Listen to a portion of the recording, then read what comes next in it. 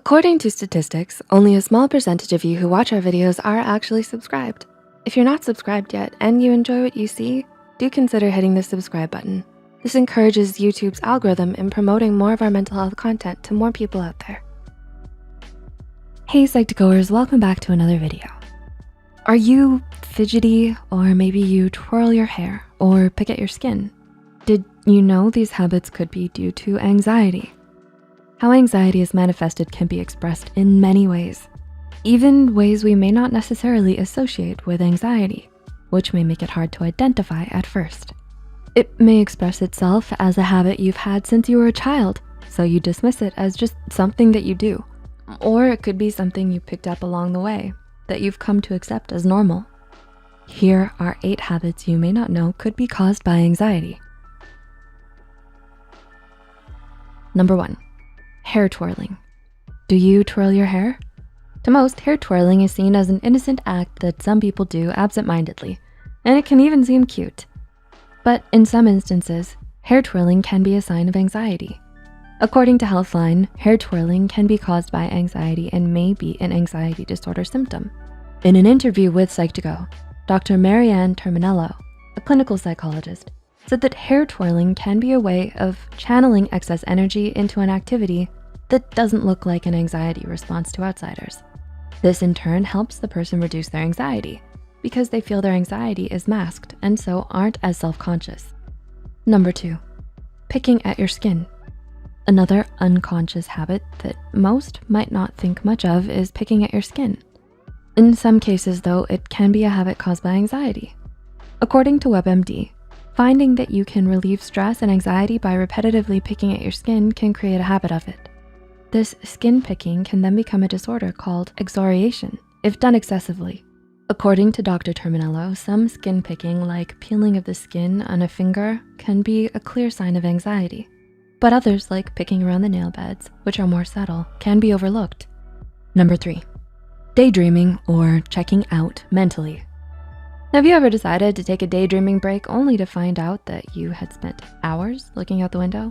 While daydreaming isn't inherently bad, it can become troublesome when it's overdone and doesn't let you return to reality or gets in the way of you completing everyday tasks.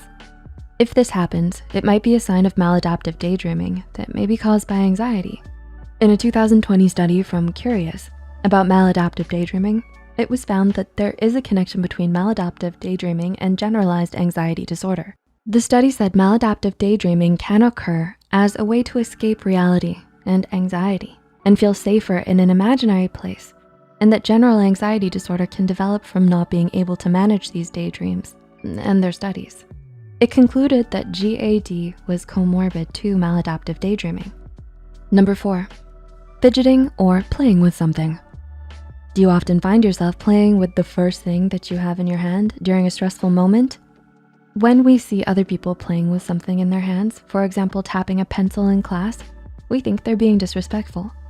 But for some people, it's a way to channel the excess energy and restlessness that they're feeling. Smoking sometimes falls into that category of fidgeting. It allows people to take deep breaths, which can calm anxiety, and is similar to how diaphragmatic breathing can help with relaxation. Dr. Deborah R. Glassifer, a professor of clinical medical psychology, defines this fidgeting as edginess that can also manifest as irritability, shaking, or trembling, which can be more visible to outsiders than the anxious person themselves. Number 5, sleeping too much or too little. Sometimes sleeping too little or too much can be a sign of anxiety, as people can use sleeping as a way to avoid anxiety. While sleeping is a way to take a pause or rest from anxiety, not getting enough sleep at night due to anxiety can mean that the anxiety is too overwhelming to let you rest. According to the Sleep Foundation, an online source for sleep information, there is a connection between sleep cycle and anxiety. Research has shown that anxiety can affect rapid eye movement sleep, provoking disturbing dreams and creating sleep disruption. The nightmares caused by anxiety can reinforce negative associations and fear about going to sleep. There can be a vicious cycle between anxiety and sleep deprivation, as worrying can cause disrupted sleep, which then causes more anxiety. Number 6, being on social media too much. Being on social media for hours or days on end can be a sign of anxiety as well. Like some of the other habits listed, social media gives us a way to escape from our stressors and anxiety triggers by engaging our minds in something else. For example, looking at pictures of cats on social media can distract you from your anxiety, and it can be a coping mechanism to deal with overwhelming anxiety. Number 7, talking too much or too little, or arguing. The truth is that some people that may talk a lot are overwhelmed within a social situation, or they can't tolerate the silence. So they start talking in order to relieve that anxiety. Being quiet can indicate anxiety because they don't know what to say.